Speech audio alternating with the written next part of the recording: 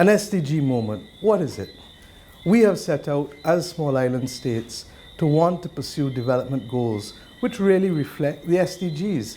That is why we have no difficulty in joining the rest of the world in agreeing that we should reach the SDG goals by 2030. For they are truly our development goals. And when many of our countries became independent, these were the things that we wanted to do: to fight against poverty, to fight against hunger, to be able to provide education and healthcare for our people.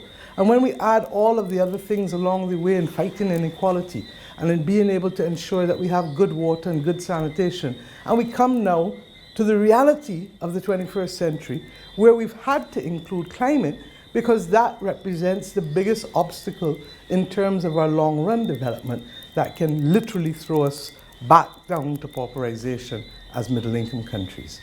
I trust and pray that the world will come together recognizing that these development goals are true and real, not just for countries, but for our citizens, for our people.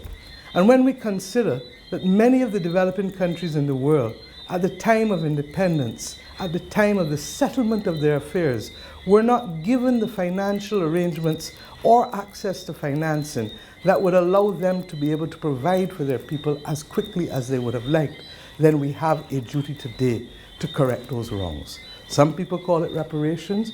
We just call it trying to stay the path on the development trajectory and to recognize that out of our existence, out of our development, before we became independent, much was extracted, but not much was left for us to finance our own development.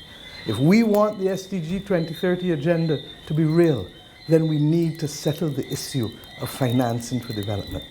Do our people have the desire to have and to bring development to themselves? Of course we do. But do we have the funding? No, we don't. Do we have the policy space that will trigger growth at an even faster rate? We don't have it, because often criteria and definitions are used to hobble us, not to empower us.